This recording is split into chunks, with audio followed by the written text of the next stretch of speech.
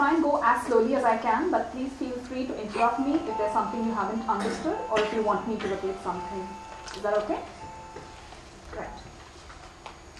So the outline of this talk deals with the famous p-value, the use of standard error, and confidence intervals. Let's start with an example. There was a study which looked at paracetamol versus paracetamol plus codeine in the treatment of post-op dental pain. And the results of this study were expressed like this. The average pain was significantly less in patients receiving paracetamol plus codeine than in those receiving paracetamol alone. So the pain score was 5 in the paracetamol group as compared to 3 in the P plus C group, and this was a difference of 2 points with a p-value of 0.03. Can someone tell me what this means? Probability. Yeah, but what would you understand when I tell you that the p-value is 0.03? What do you mean by it's a significant difference? Not very significant. So is there something like significant and very significant? 0.05 and 0.1. So what exactly does this tell you? What does this tell you? The chances are that this value is not necessarily by chance in 3 out of 100. So excellent. So what the p-value actually tells you is what is the probability that this difference that you have found has occurred just by chance. Okay? So in this case, the p-value is 0.03, which means there is only a 3% probability that this difference that you're seeing has occurred by chance, and you're 97, that is 100 minus 3, 97% sure that this is a real difference, right? So when we start a study, we set something called alpha. I think Nitya has already covered alpha, right? The type 1 error. What is alpha? Let's revise. False positive. Yeah, but what do you mean by false positive? Then there is no difference, but still. Yes, exactly. There may be no difference, but you are finding a difference just by chance, right? You're finding a false positive. When we start a study, we set an alpha. Okay? By convention, alpha is set as 5%, though as you might have discussed, you could change it to suit your needs. The p-value tells you at the end of a study what is the probability that the result you have found has occurred just by chance. Okay? So if you have set your alpha at 5%, then any p-value less than that is considered statistically significant. In this study, if they had set their alpha at 5%, then anything less than 0.05 would be considered significant. If you had started out with an alpha of 1%, that is 0.01, then your p-value should have been less than 0.01 for you to call it statistically significant. Is that absolutely clear? Okay.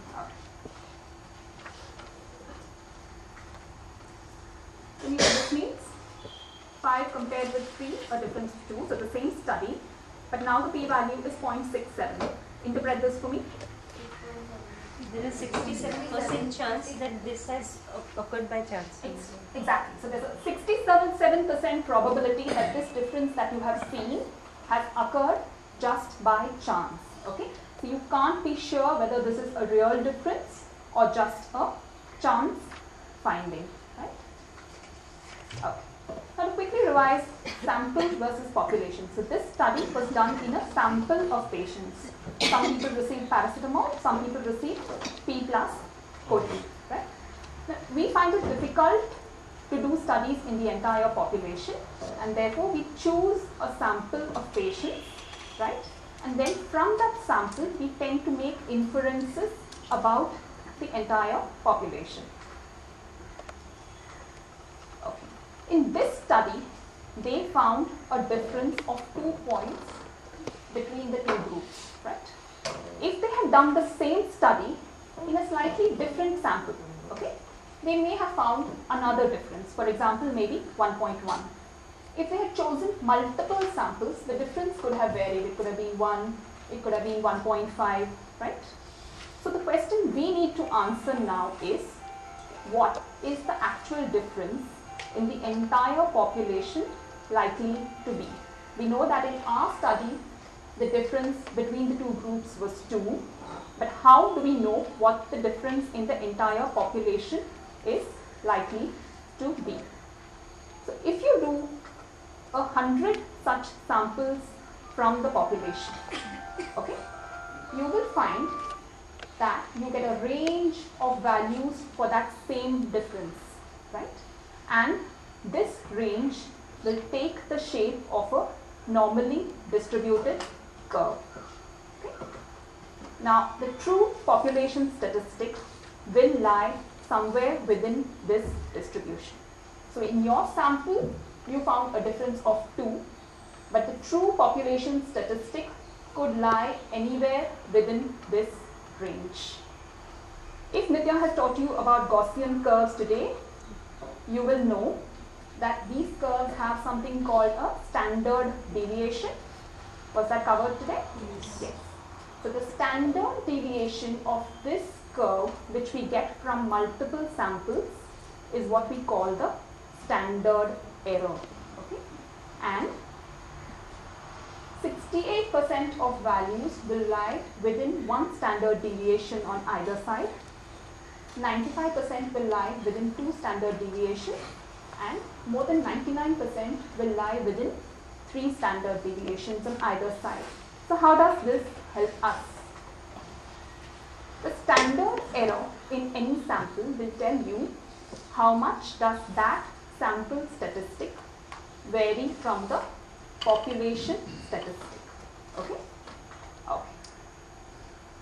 If I have a box of oranges and a box of apples, let's call these a population of oranges and a population of apples. I want to compare the weight of the apples with the oranges. So I select one apple and one orange and weigh them. Do you think I'm going to be accurate? No. Okay. I select 4 apples and 4 oranges. Less accurate, more accurate? More accurate. 9 and 9. More accurate. Still more, right? So standard error is inversely proportional to sample size. Okay? If I choose a very small sample, I'm not sure how realistic or representative it is of the population. The larger my sample, the more sure I am that this sample statistic is likely to represent the population statistic. And this in terms of standard error is expressed as standard error decreases as sample size increases. Okay so far? Any problems? If you want the statistical formula for standard error, it is the standard deviation of the sample divided by square root of the sample size. Okay, so SD upon square root of n. You can see that n comes in the denominator over here. So as n increases, SE will decrease because you're dividing by a larger number. Okay, please remember, standard error is not the same as standard deviation. Standard deviation tells you about variability within a sample. So you have 100 patients and you say the mean height was so much with a standard deviation of so much. That describes the distribution of height within a sample. Standard error tells you how much does this mean height differ from the true population mean height. Is that difference clear? Okay. So variance within a sample is given by standard deviation, okay, and not standard error. Larger the sample, less is the standard error. Oh. Okay. Now let's move on to what we mean by confidence intervals. Okay, so we've already discussed how the sample statistic differs from the true population statistic, right? Using the standard error, we can get a range of values within which the population statistic is likely to lie, and those are what we call confidence intervals. Okay, so we are confident that the true population statistic lies between these intervals. Generally, we talk about 95% confidence intervals. If you remember the Gaussian curve, right? 95% is equal to 2 standard deviations on either side. So if you have a sample statistic and you have the standard error, your true population statistic will lie between this sample statistic and 2 standard errors on either side. Do you want me to go back to that graph, or does everybody remember it? Okay? Okay so far? Yeah. Oh, let's look at an example. Okay? So we have done a study of 9 patients. Okay, n is equal to 9, and we found that the mean was 165. Okay, this is height. So mean height was 165 with a standard deviation of 9. Okay. Now we know that the formula for standard error is equal to SD by square root of n. So here standard error is equal to 9 upon square root of this 9, which is 3, right? So 95% confidence intervals for this result would be mean plus or minus 2 standard errors, which would be 165 plus or minus 6, which is 159 to 171. Okay. Now, even if you don't know how this is derived, or you can't remember how this is derived, what this actually means is, in our sample of 9 patients, we found the mean height to be 165 centimeters. We are 95% confident that the true population mean height will lie between 159 and 171 centimeters. That is how 95% confidence intervals are interpreted, right? Any problem here? Okay. So can you all solve this for me? What I've done now is I've taken a slightly larger sample of 81. Please tell me the 95% confidence intervals for this. 164 to 166. Everyone agrees? Want to work it out once again? Yeah. Yeah, she's right. So the standard error here is 2 standard. 9 divided by square root of 81, that is 9, which is 1, right? What you all forgot to do was 2 standard errors. So it's 165 plus or minus 2, which is 163 to 167. So what we mean over here is, in this sample, we found that the mean height was 165. We're 95% confident that the true population mean would lie between 163 and 167.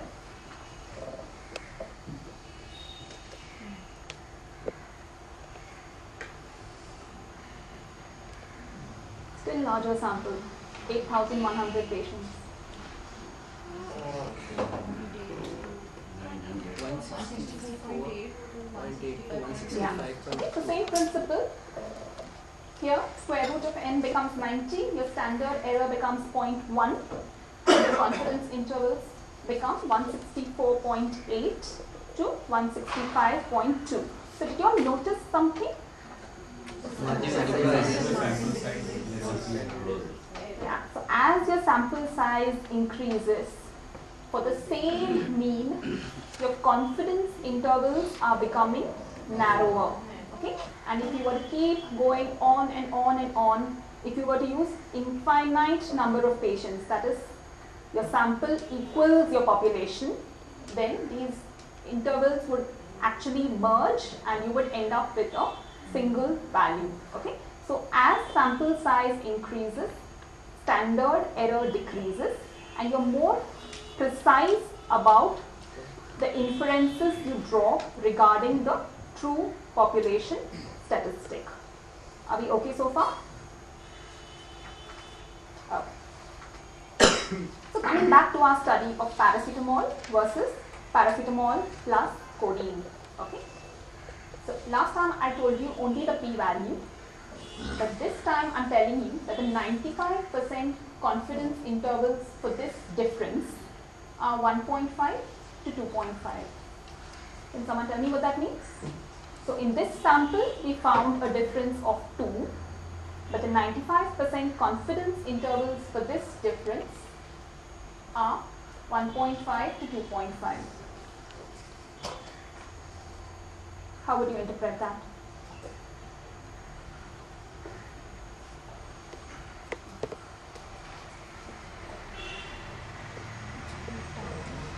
Difference of 2 if put on the right and left side would become 1 and then add 0.5 is 1.5 to 2.5.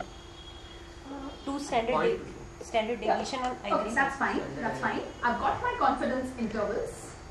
So how do you interpret these confidence intervals? What does it mean when I tell you that the 95% confidence intervals for the difference could be 1.5 to 2.5? 95% that your population statistic will be between 1.5 to 2. Yes, you're 95% sure that the difference between the codeine and paracetamol group and the paracetamol alone group would range between 1.5 to 2.5. Is a difference of 1.5 a good difference? Does it mean C plus P is better? Are you getting my question? Yes. Okay.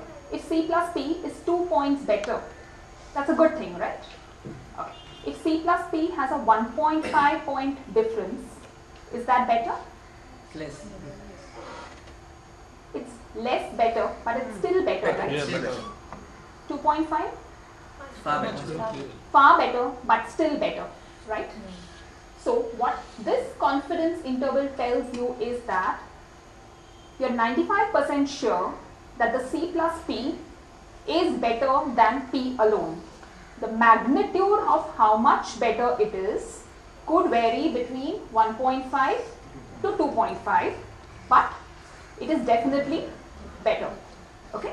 It could be as little as 1.5 or as much as 2.5, but it is definitely better. Look at this now. So the same study, here there was a difference of 2 pain points. Okay, pain is rated as a score. So the C plus P group had 2 points better pain, but the 95% confidence intervals were -1 to +5. What does this mean? May or may not be better. What do you mean it may or may not be better? It means that only C plus P may or may not be better than P, because in some patients you will have -1. That means Exactly. So this means that in some patients, the pain score in the C plus P group could actually have been more than that in the P group. That's why you're getting a negative value, right? Whereas in other patients, it could have been better. But we're not 95% sure that it is better than the P alone group, right? Because there are some patients in whom it could have been worse, okay? So when you're looking at 95% confidence intervals for differences between means, differences between mean heights, mean pain scores, if this difference includes 0, okay, your results are not going to be statistically significant. Okay, -1 to 5 includes 0, which means that there is a possibility that there is no difference between the two groups.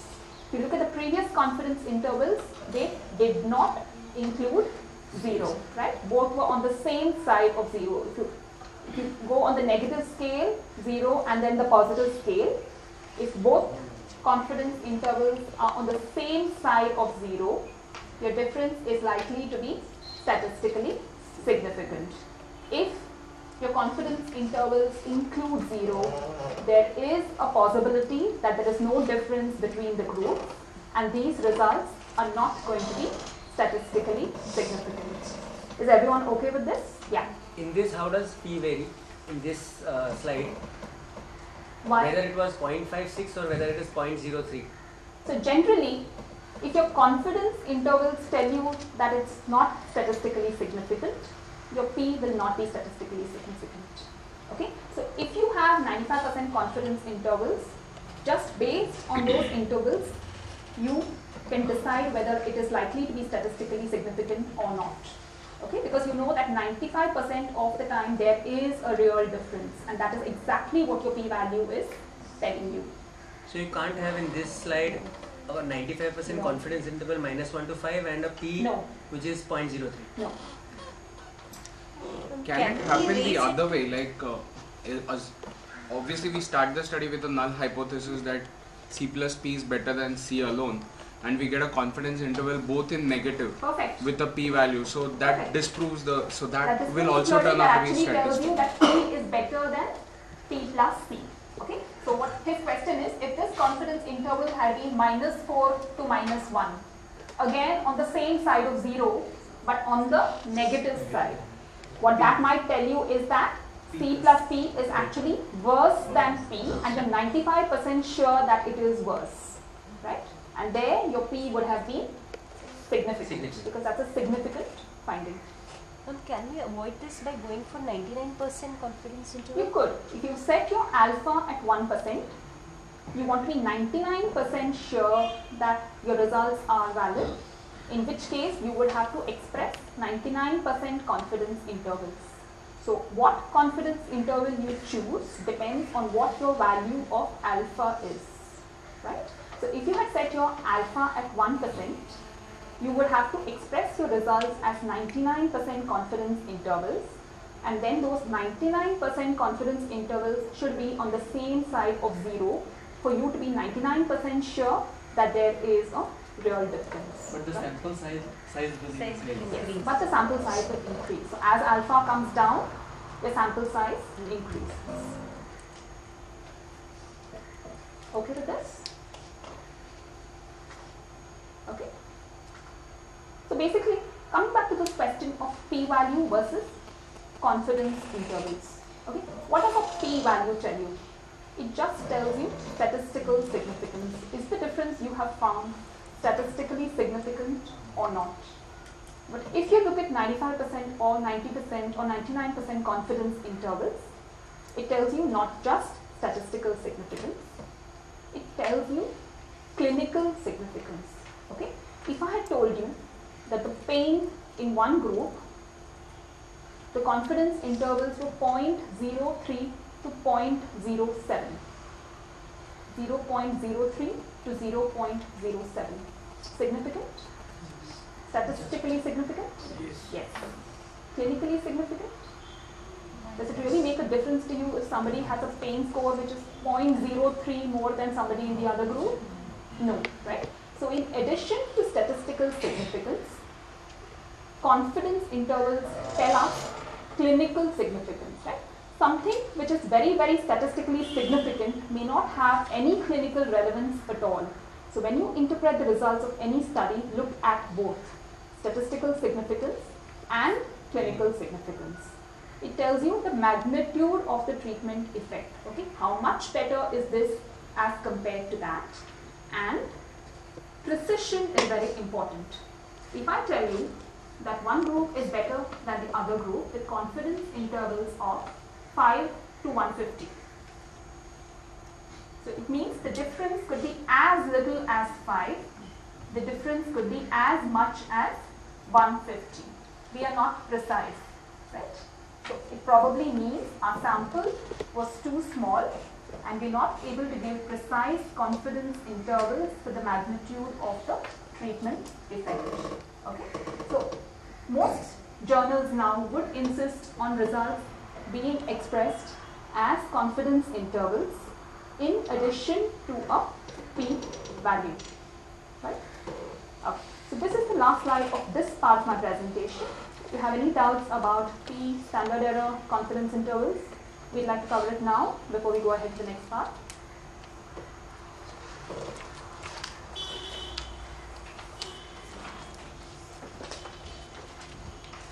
Okay.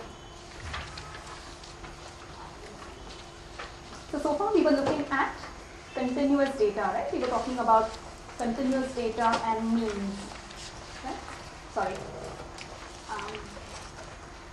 Now we look at another type of data, that is categorical data. Right?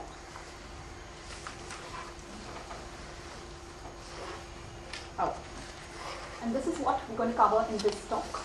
We're going to look at risk, odds, relative risk, odds ratio, absolute risk reduction, relative risk reduction, and something called the number needed to treat. Look at this example. Patients with bleeding esophageal varices. Okay, I know now that many of you are ophthalmologists, but I didn't know that when I was preparing my talk, so my examples are going to be very gentle. Right? So we're comparing two treatments for managing varices. One is ligation and one is sclerotherapy. In the ligation group, 18 patients died, 46 survived out of a total of 64. And in the sclerotherapy group, 29 died and 36 survived. Okay? Which do you think looks better? Ligation looks better. Oh.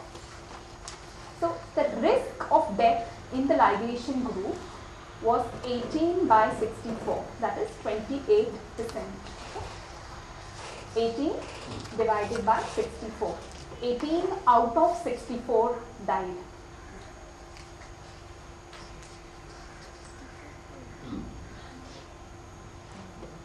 The risk of death in the sclerotherapy group was 29 out of 65, that is 44%. Okay? So 29 out of 65 died. So when we talk about risk, it is the probability of an outcome occurring. In this case, the outcome is death upon the probability of all outcomes. Okay? So here, death is the outcome we are interested in, but we're actually combining these two in the denominator. That's how we're getting these numbers, right? So it's actually number who died upon number who died plus number who survived. Is that clear? Yes. Oh. On the other hand, you will very often come across a term called odds. Right? The odds of death after ligation were 18 by 46. Okay? This is the number who died divided by the number who survived. Here we are not taking the number who died in the denominator, which is 39%. Similarly, for sclerotherapy, it's 29 by 36, that is 81%. Okay? So odds is the probability of one outcome occurring, that is death occurring, divided by the probability of the other outcome occurring. Okay? That is survival. So here we are not taking death into the denominator. Right? The concept of odds is very difficult for us as clinicians to understand. But if you're somebody who's interested in gambling or who's tried betting, that's how they bet, right? For every 1 that you put in, you get 3. So it's 1:3, 1:4. Total that you get is actually 5. You get back 5. But for every 1 that you put in, you'll get 4. So that becomes odds. For every 1, there's an odds of 4. 15 out of 90 patients had vomiting after anesthesia. What is the risk of vomiting? Just tell me what the figures are going to be. Don't tell the calculation. 15 by 90, right? What is the odds of vomiting? 15 by 75. 15 by 75. Those who vomited divided by those who did not vomit. Okay. Come to the next term, that is relative risk, or it's also called the risk ratio, RR. Risk with intervention 1 divided by risk with intervention 2. So risk RR for death after ligation as compared to sclerotherapy is 28% divided by 44%, which is 0.63. What this actually means is that if you subject patients to ligation, the risk for death is 63% of the risk of dying after sclerotherapy. Okay? So relatively speaking, The risk of death after ligation is 63% of the risk of death after sclerotherapy. Okay so far? On the other hand, you also have a term called odds ratio, which is nothing but dividing one odds by another odds, right? So odds for death after ligation as compared to death after sclerotherapy is odds 1 divided by odds 2, that is 39 by 81, that is 0.48. Okay. So what does this actually mean? This is not a risk. This is just a way of saying that patients are 48.48 times likely to die after ligation as compared to after sclerotherapy, but this is not the actual risk, and this cannot be used if you are counseling a patient. If you are counseling a patient, a risk is what the patient understands, and a risk is what truly represents outcomes. Okay? Okay. If you want to look at it statistically, okay, how do you calculate odds and risk? Let us assume for intervention 1, A and B represent the outcomes, and for intervention 2, C and D represent the outcomes. Okay, so the total numbers here are A plus B and total numbers here are C plus D, right? Yes, sir. Risk is equal to A by A plus B, whereas odds is equal to only A by B. Similarly, risk here is C by C plus D, odds is only C by D. Is that clear? Your relative risk or your risk ratio is A by A plus B divided by C plus D. Yeah. Looks complicated, but when you do it with numbers, it's actually quite easy. Whereas your odds ratio is A by B divided by C by D. So this odds divided by this odds, this risk divided by this risk. Okay. Now, the next question will be, why do we have an odds and a risk, right? Why do we have these two separate terms? So let's see what happens as the incidence of outcomes changes. Okay. Does everybody have a pen and pencil? So intervention 1, death 30, survival 70, total 100. Tell me, what's the odds of dying? What's the risk of dying?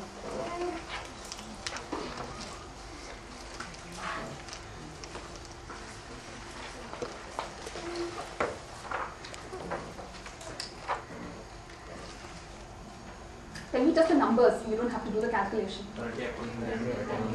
30 upon 100 and 30 upon 70, right? So 30 upon 70 is the odds, that's 0.43. 30 upon 100 is the risk, that is 0.3. Okay. Intervention 2. 10 died, 90 survived. 10 upon 90 and 10 upon 100. 0.11 and 0.10. Okay. Intervention 3. 1 upon 99 and 1 upon 100. Both are 0.01. Okay.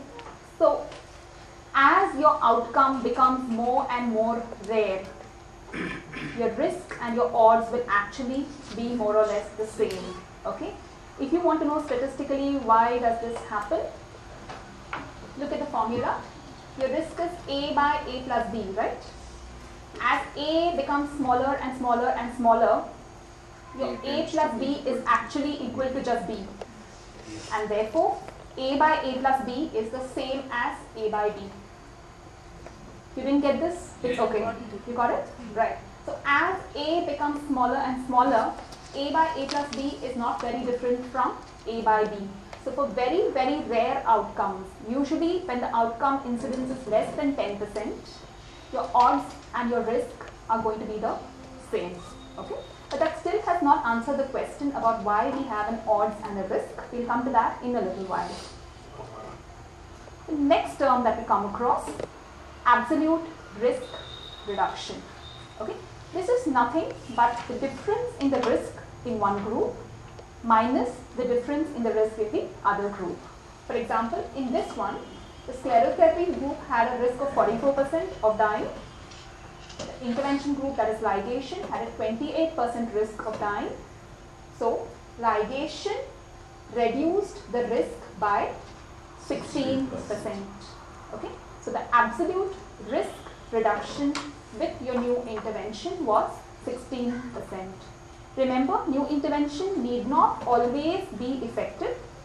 This could very well have been minus 16%. Okay, so if the ligation was actually a worse intervention, you would have got a negative result. Is that okay? Relative risk reduction, RRR. Okay, so we know that in absolute terms there was a 16% risk reduction. But how much of the baseline risk was removed? So baseline risk was 44%. We have removed 16% of that risk, and therefore the relative risk reduction is 16 upon 44, that is 37%. Okay, so 37% of the original risk was removed by your new intervention. Okay? Not okay. Not getting responses. Should I go ahead? What does it mean in terms? Yeah, let's see what does it mean. Okay. Let's first see whether we've all learned to calculate it, and then we'll see what it means. Okay. So risk of vomiting after anesthesia is 50% if you don't give a drug. If you give ondansetron, the risk is 20%. What is the ARR? What is the absolute risk reduction? 30%. What is the relative risk reduction? 60%. Yeah. Did everybody understand how we got that 60%? The absolute risk reduction is 30%. The baseline risk is 50%. So 30% divided by 50%, 60% of the baseline risk is removed. Okay. What does this actually mean? Okay. A new treatment has a relative risk reduction of 33%. Is this a good treatment? Yes, no, don't want to answer. Yes, no? Do you need any more information? How much is the original? Let's look at this in another way, okay? A new treatment has an absolute risk reduction of 5%. Good, bad, can't say. Can't say. Why can't you say? What is the original risk? Okay. Let's look at this in still a different way. A treatment reduces risk from 3% to 2%. What is the RRR? 1 upon. No. What is the absolute risk reduction? 1%. What is the baseline risk? 3%. So how much of the baseline risk is getting removed? 1 by 3. That is? A treatment reduces risk from 60% to 40%. What is the RRR?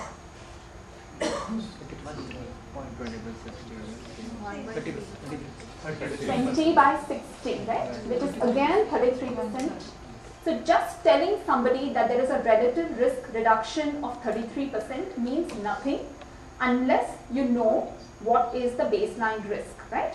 For a treatment which reduces risk from 60% to 40%, it's excellent, right? But if I was to tell you, I'm giving a very expensive drug to reduce the risk of something from 3% to 2%, is it worth it?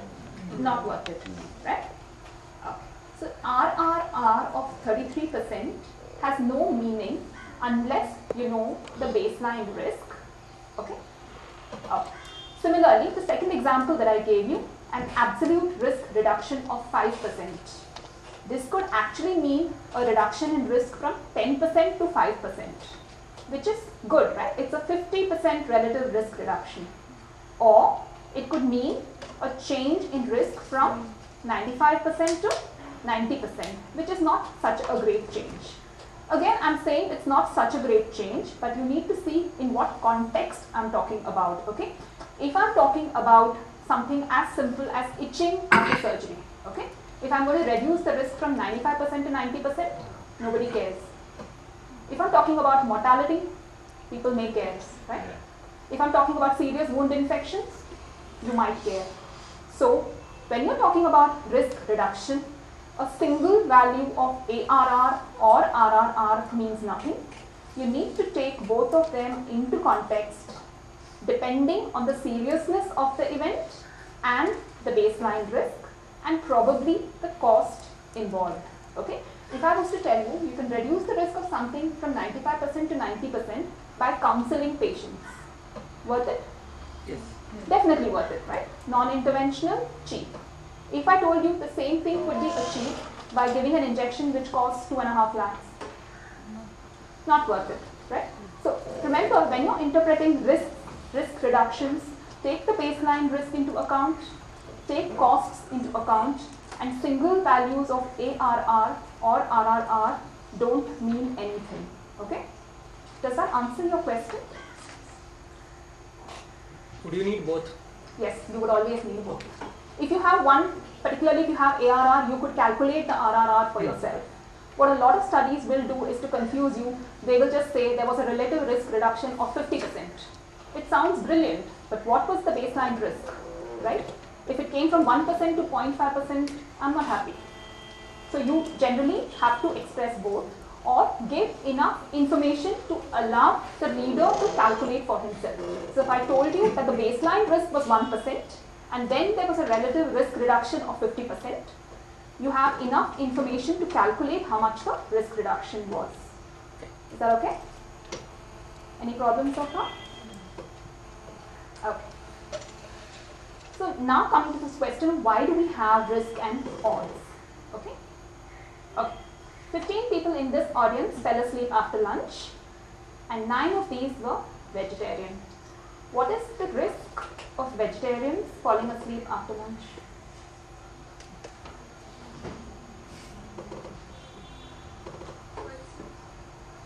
No.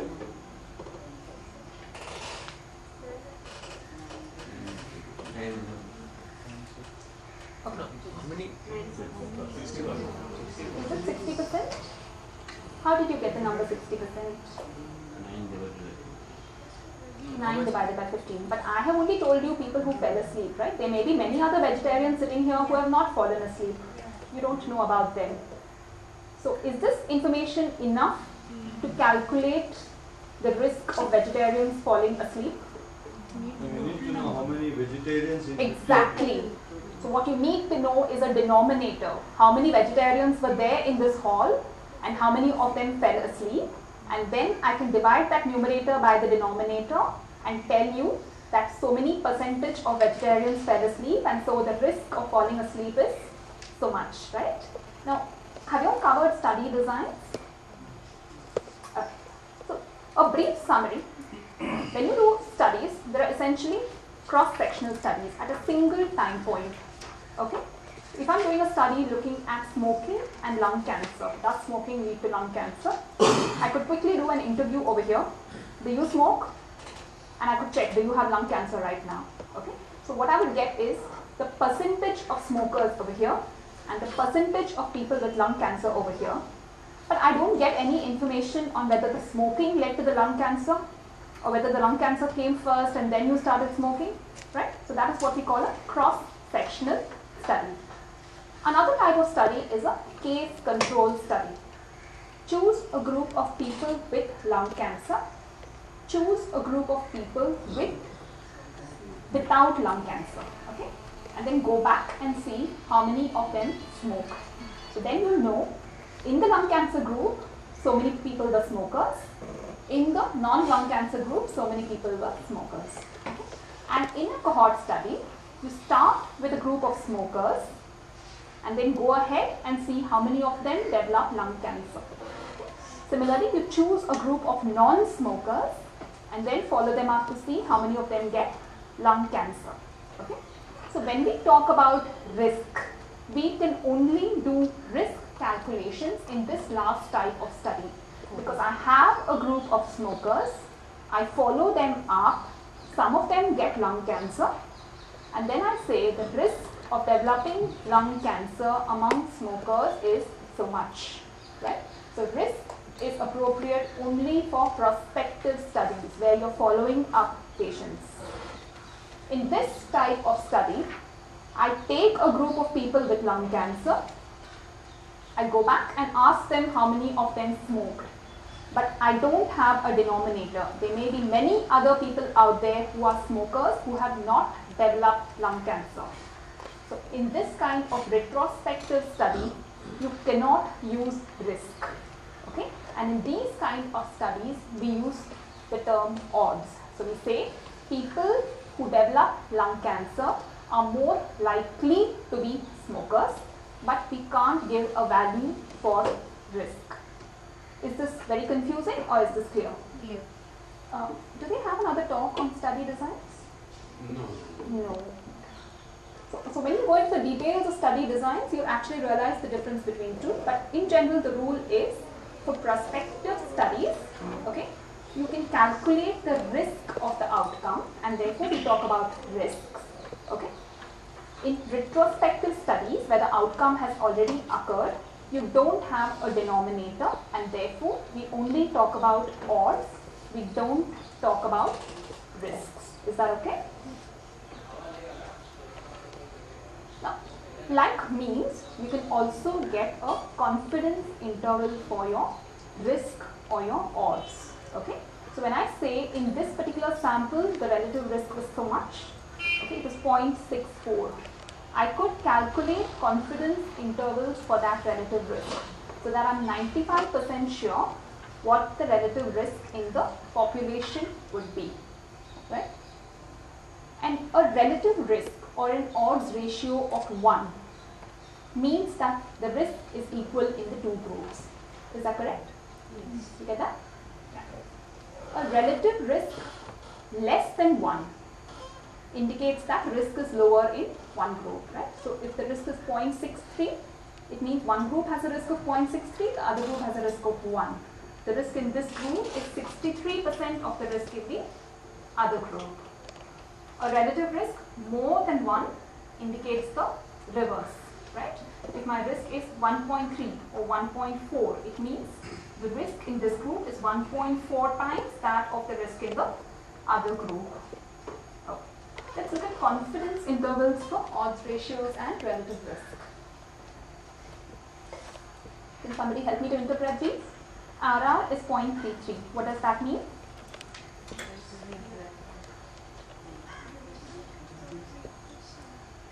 If a relative risk is 0.33, it means that this group has 33% of the risk of the other group.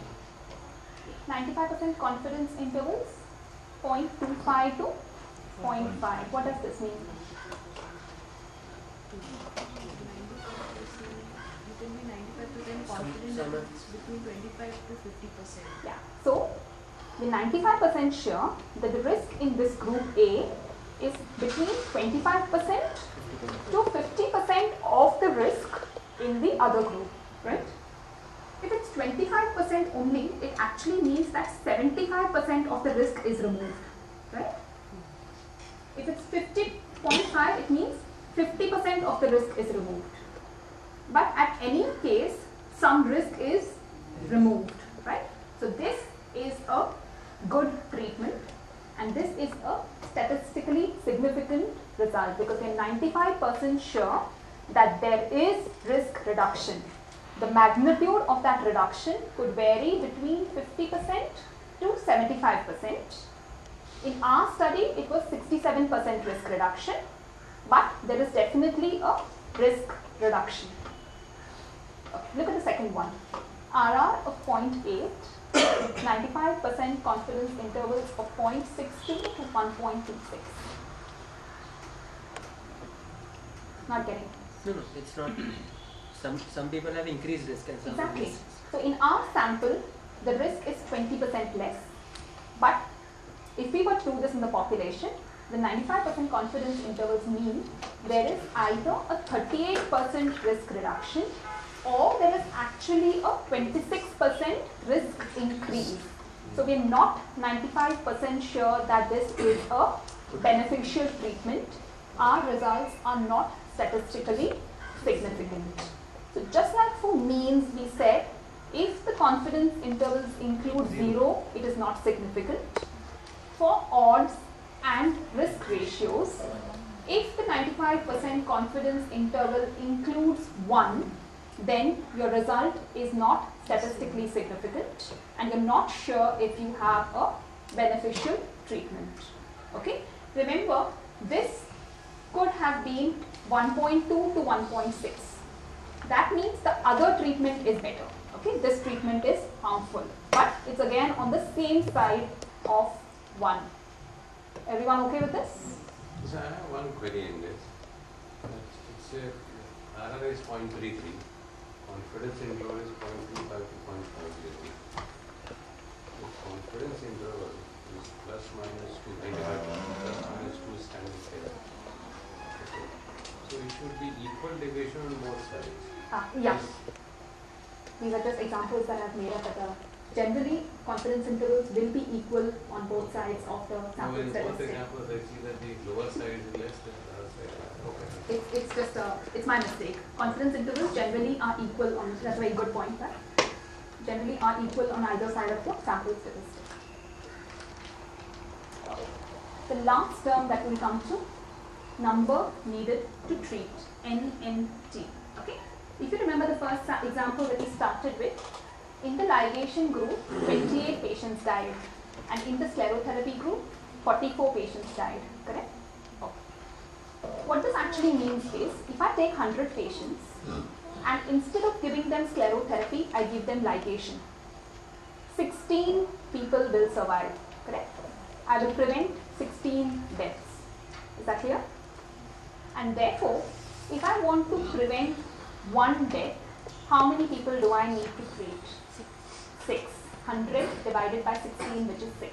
And that is what is called the number needed to treat. So how many people need to be treated with a new intervention as compared to your control intervention to prevent 1 adverse event, right? NNT is equal to 100 by ARR. That's exactly what we have done, 100 divided by 16. And what this tells you is, the greater is your absolute risk reduction, the less is the number needed to treat, right? And your intervention becomes more cost effective.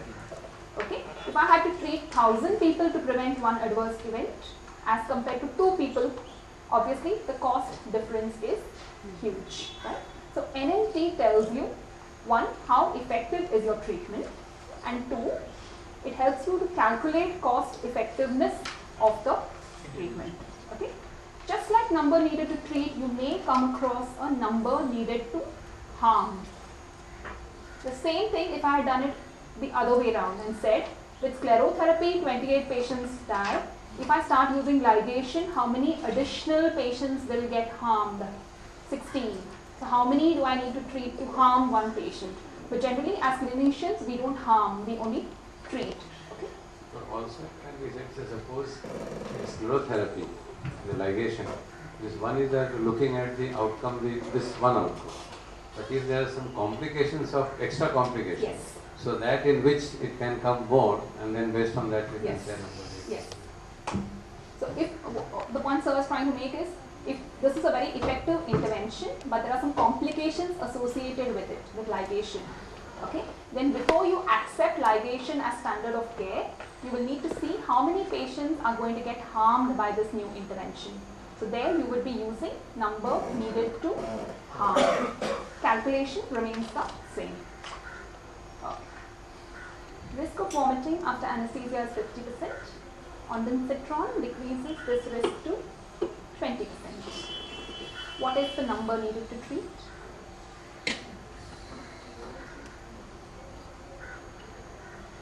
One point three. 1.6. Just tell me the calculation. It's okay. 5 upon 3. 1.6. How do you do? Okay, let's see. Normally, 50% of patients would have had vomiting, right? Now, with your new therapy, how many have vomiting? So, how many patients are you preventing? 30. So, out of every 100 patients treated, 30 will not have vomiting. So, to prevent 1 patient from vomiting, you will need to have 100 divided by 30. That is 10 by 3, right? 3 point something. That is your. About 4 patients. About 4 patients, between 3 and 4 patients, that's right. Yeah. Is everyone okay with this? Okay, so in summary, risk and odds are used to express the probability of outcome. Clinically, risk is a much better indicator, and risk is equal to the outcome of upon all possible outcomes.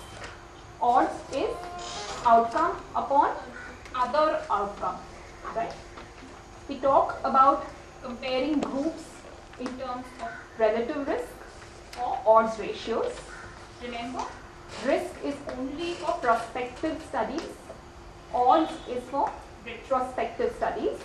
And finally, we talk about absolute risk reduction, a relative risk reduction, and the number needed to treat. Okay. This is the last slide of this part of the presentation. Do you want me to go over anything?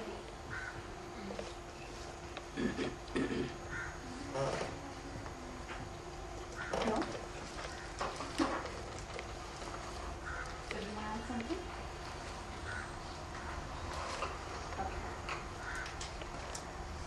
Why the difference when in the confidence interval when you use p-value and when you use relative risk reduction? One is significant when you take into consideration the confidence interval with relative risk reduction.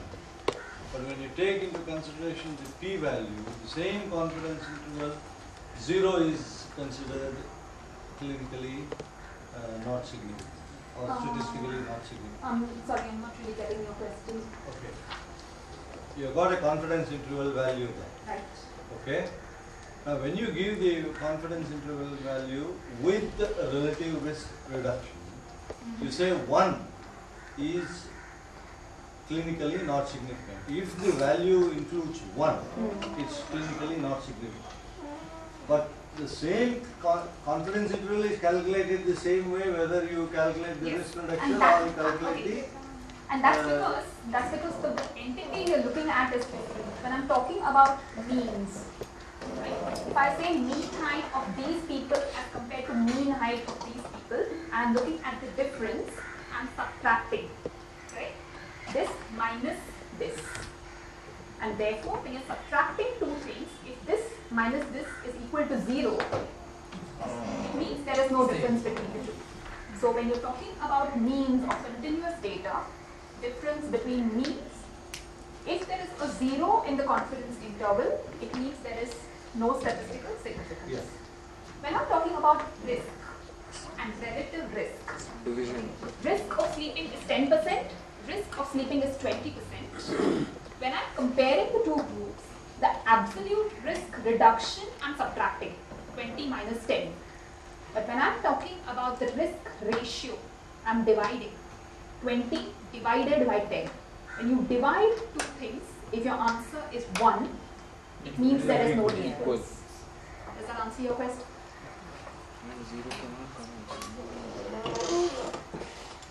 Since I don't have too much time, I'm just going to go quickly over the last part of the presentation.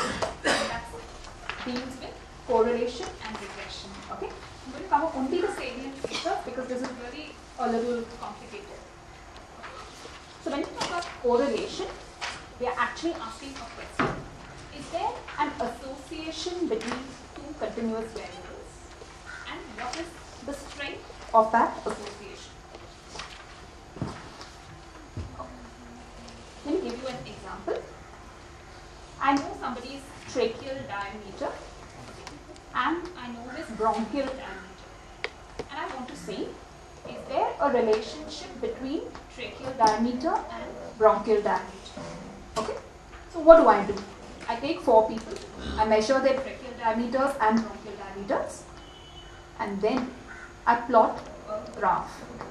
Tracheal diameter on the x-axis, bronchial diameter on the y-axis, and I plot my 4 values. And this is what is called a scatter plot.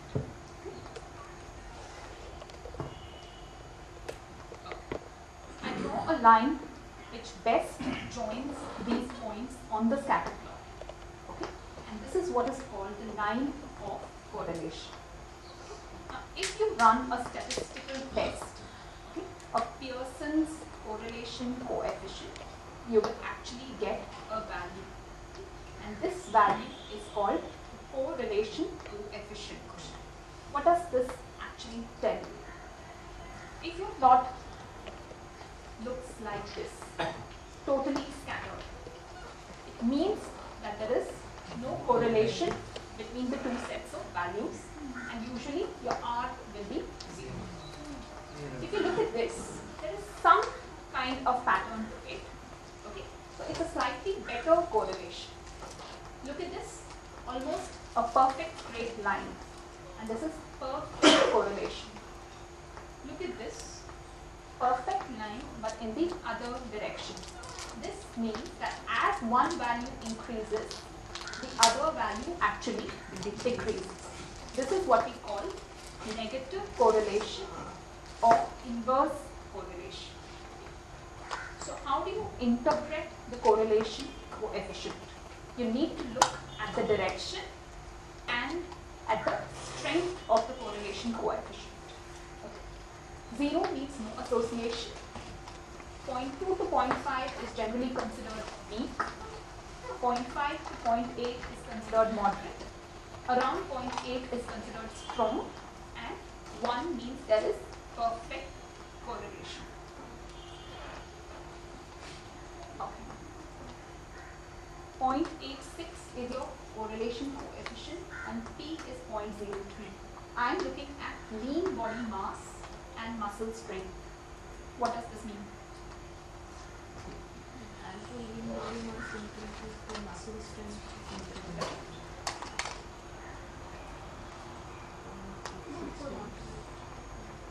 It's a very good correlation and statistically very significant. So the first part of it is that this is a strong correlation between lean body mass and muscle strength. Okay, but in addition to your correlation coefficient, you will get a p value also, and that what p value tells you what is the probability that this is a chance finding. Okay, so in general, p in any test means the same thing. What is the probability that this test result occurred by chance? Okay, so the way to interpret this is there is a very strong correlation between lean body mass and muscle strength. This is a positive correlation, which means as one increases, the other also increases, and this is a statistically significant finding which means correlation.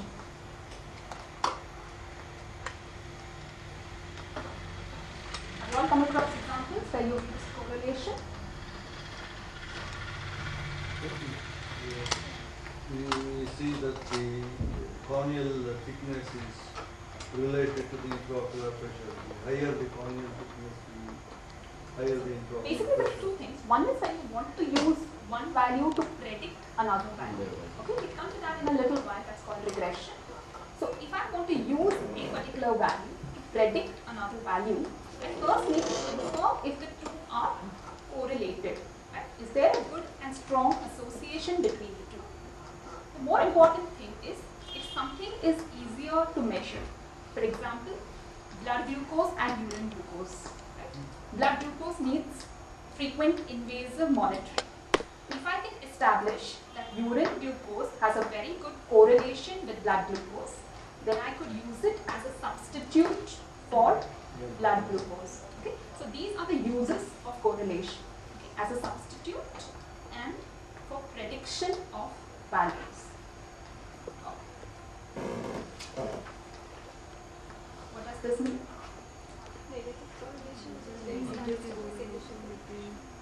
Inverse correlation with a significant value. Weak correlation, inverse, and it's a significant finding. Perfect. Okay. Some limitations and precautions when you're using correlation. Please remember, correlation is not equal to causation. Okay. If I was to plot a graph of number of people wearing raincoats and number of road traffic accidents, I get an excellent correlation which is statistically significant, and so I conclude that wearing raincoats causes accidents. Am I correct? No. So what is the probability over here? What is happening? It could be a coincidence and it was because of the rainy season that Exactly. So when it rains, more people wear raincoats, and when it rains, you have more accidents. Right? So you need to think about scientific plausibility. Is this finding plausible? Okay. Similarly, when you look at the previous example, as body mass index increases, serum testosterone decreases, right? So which is the cause and which is the effect? Is it that obese people tend to have low testosterone levels? Or is it that low testosterone causes obesity? Or is it that there's some growth hormone problem which is leading to both obesity and low testosterone, right? So correlation is just playing with numbers and finding associations. It doesn't tell you anything about causation, and you can't jump to conclusions of causation based on correlation. The other important thing to remember is correlation is not equal to agreement. What do I mean by this? I have two weighing scales, and one weighing scale is consistently showing 10 kilos less than the other. So I have 4 people whose weights I measure, and this is weight 1, weight 2, so you can see 10 and 20, 20 and 30, right? Plot a graph, perfect correlation, but poor agreement, right? So if you want to measure something by 2 separate methods, you have to have good agreement. Correlation is not enough. If I am measuring hemoglobin at the bedside and in the lab, I am not happy if one instrument is constantly showing 2 grams less. Okay, there I would get good correlation, but I would not get good agreement. So if you're measuring a particular value by 2 separate methods, what you need to look for is agreement, which I'm not going to cover today. You cannot use correlation in these cases. Is that clear? Just to finish, so far we were looking at continuous data which was normally distributed, and for that we talked about Pearson's correlation coefficient, which is expressed as the small letter r. If your data is not normally distributed, you will come across other types of correlation, the most common ones being Spearman's rank correlation and something called Kendall's tau, but let's not get into that. Okay? Any problems with correlation? So now we come to the next part of it, that's called regression. Can I predict one variable from another? Okay? For example, I know somebody's tracheal diameter. Can I now predict his bronchial diameter? What we know is called the independent variable, or the predictor variable, or the input variable. What we want to find out, what we want to predict, is called the dependent variable, or the predicted variable, or the output variable. So you have an input and you get an output. Generally, the independent variable is plotted on the x-axis and dependent on the y-axis. This is for regression. So correlation, it doesn't matter what you plot where, you will get the same result. For regression, we generally plot the independent variable on the x-axis and the output variable on the y-axis. So there are 2 types of regression. Linear, which is used for continuous variables. So if your outcome is continuous, like bronchial diameter, then you will talk about linear regression. If your output is a dichotomous or a binary variable, Vidya must have covered that today, then you end up talking about something called log regression or logistic regression.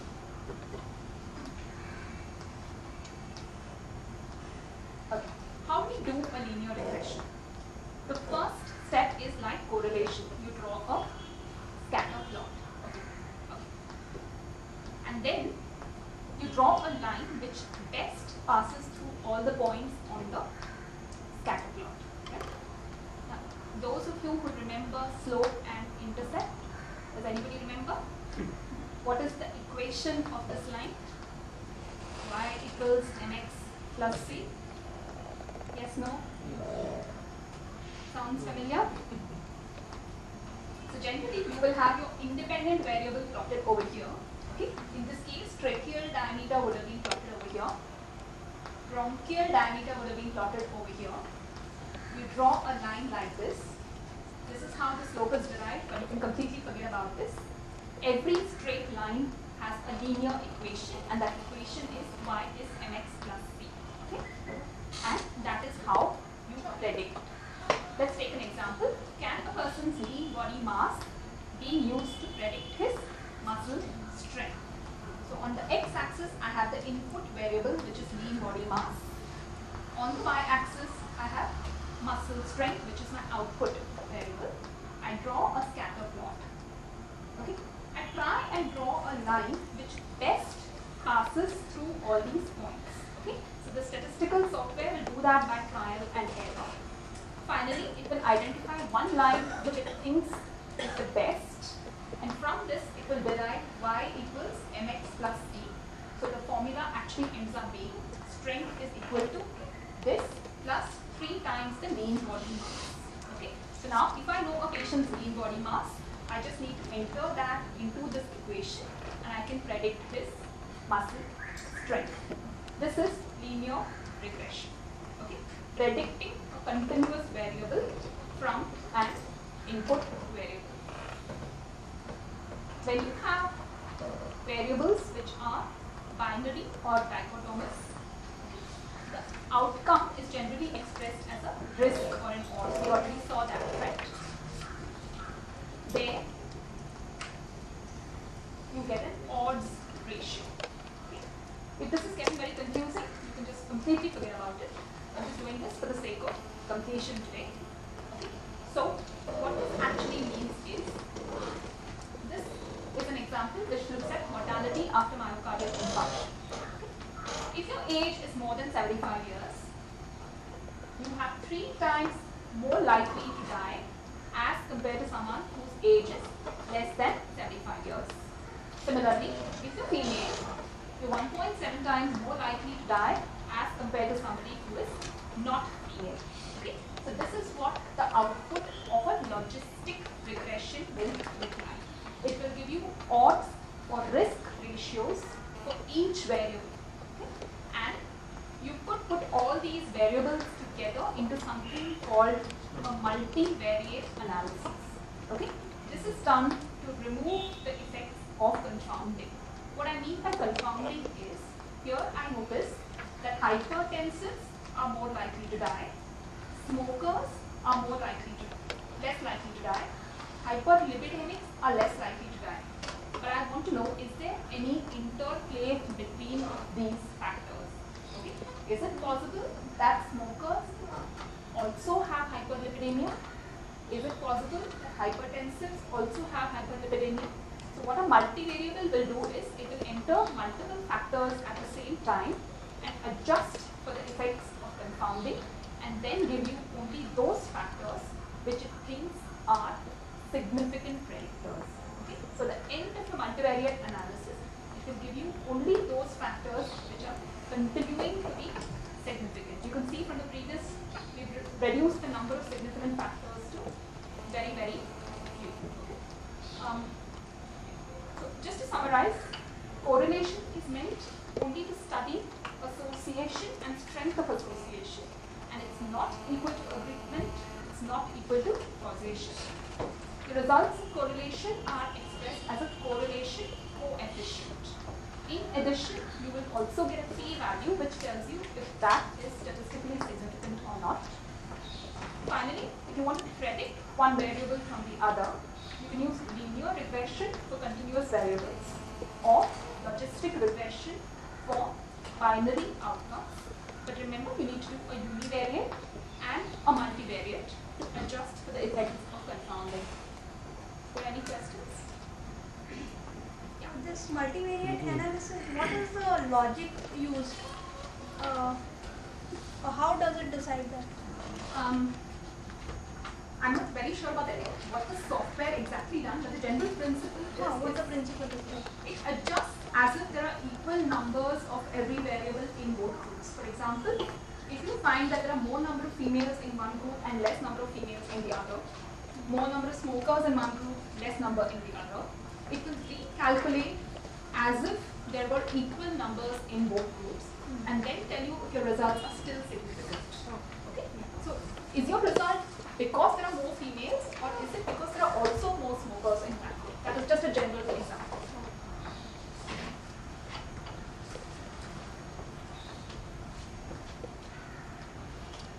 Are there any questions about any of the 3 parts of the presentation?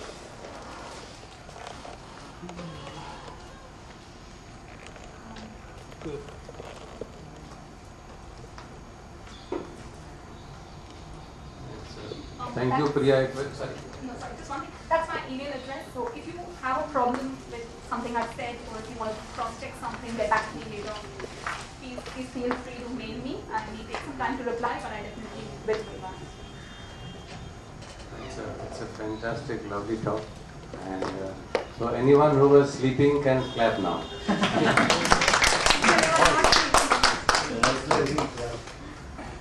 And it's really, she made it look so simple that